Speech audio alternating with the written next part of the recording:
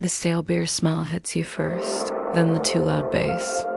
You scan the dimly lit bar, clusters of guys leaning too hard into groups of women, laughter forced, eyes darting. One dude near the pool table practically vibrates, shifting weight foot to foot, fingers drumming on his bottle like Morse code for desperation. You recognize it. You've been it. That frantic energy screaming into the void. Notice me. Validate me. Please. And the brutal truth? It broadcasts the exact opposite of what you want. It screams low value. It screams scarcity. It screams you have nothing better to do, nowhere more important to be than begging for scraps of attention right here, right now. All that effort, all that nervous energy wasted, because the rarest, most potent signal a man can send isn't frantic motion, it's profound, unshakable stillness. Think of the apex predator. The lion doesn't twitch nervously watching the herd. He owns the savannah.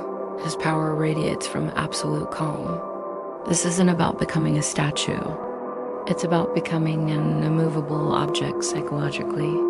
Your body is the telegraph wire transmitting your internal state. When you're anxious, needy, uncertain, it leaks out in micro movements, the fidget, the constant adjustment of your shirt or glass, the bouncing knee under the table, the rapid head turn scanning the room for approval. Each twitch is a tiny confession of insecurity. High-value men, they operate from a foundation of internal certainty. They don't need the external validation right this second. That certainty manifests as physical stillness. Your challenge isn't to mimic calm. It's to cultivate the inner state that produces it. Paint this scene. You walk into a networking event. Not a bar, but the principle is identical. Men swarm the important people like flies, leaning in aggressively, hands waving, bodies angled forward like supplicants. Their internal monologue screams, "Pick me, see my worth, I need this connection, now see you." You find a space near the edge, maybe by the high top table. You plant your feet shoulder width apart, a stable base. Your weight is centered, balanced. You take a slow, deliberate sip of your drink. Your gaze is steady, scanning the room not frantically for targets, but with a relaxed awareness. You don't lean. You don't fidget. You exist within your own space, utterly comfortable, your internal state. I'm here, I'm capable, unobserving. Nothing here defines me unless I allow it. The contrast is jarring. The frantic guys emit chaotic energy, repelling the very connections they crave. Your stillness, it radiates a quiet magnetism. People sense the centeredness, the lack of desperation. They start glancing your way, not because you're waving for attention, but because your calm is an anomaly. It signals a man who isn't easily shaken, a man operating from a place of internal abundance. You don't chase value. You embody it. And that stillness, it's the first crack in the facade of neediness. It whispers competence where others shout insecurity. It's the bedrock, because stillness isn't passive. It's the calm eye of the hurricane, the point of maximum control. And control, genuine internal control, is the first thing people unconsciously recognize in a high-value man. They see it in the absence of frantic movement. They see it in the space you confidently occupy without apology. They see it, and they lean in, not you. That's the power of the unspoken. That's when you realize the caveman brain reads stillness not as disinterest, but as unassailable strength. Forget the pickup artist bullshit about holding eye contact for exactly 7.2 seconds. That's mechanical, performative crap that feels predatory and makes you feel like a creep. The high-value gaze isn't a weapon, it's an anchor. It's rooted in the same principle as stillness, presence. Most guys operate with skittering eyes. They look at someone, then instantly flick away, scared of the connection, scared of being seen too deeply, scared of rejection.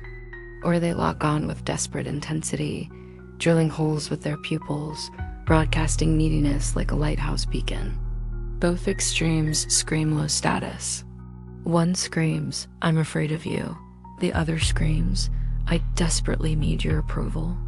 Neither projects value. The grounded gaze is different. It comes from a place of relaxed ownership. You look at the person fully. You see them, their eyes, their expression, the subtle shifts. You don't stare through them or past them. You're present in the interaction.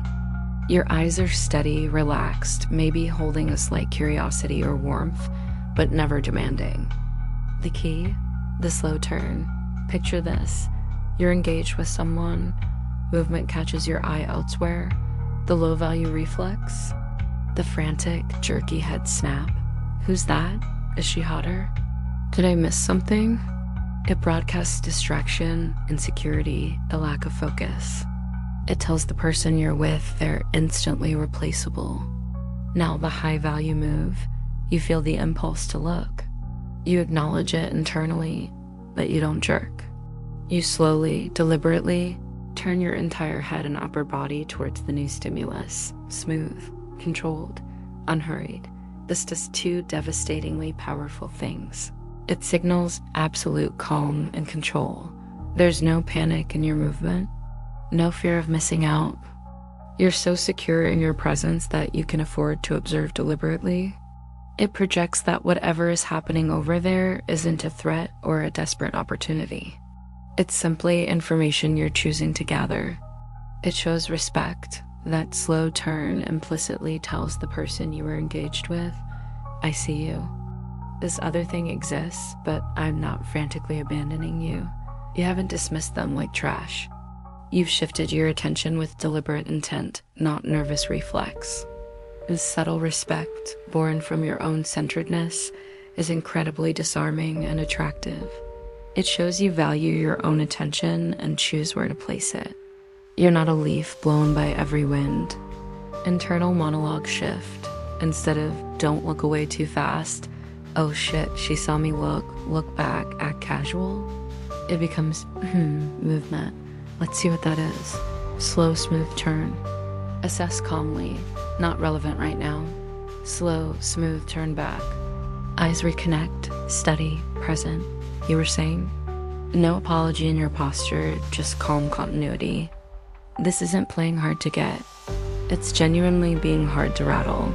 Your gaze isn't seeking permission. It's simply observing the world from your grounded center. People feel this stability viscerally. They feel seen without feeling hunted. They feel your attention is valuable because you don't spray it everywhere like cheap cologne. Your slow turn isn't just a movement. It's a declaration. My focus is mine to give, not yours to take.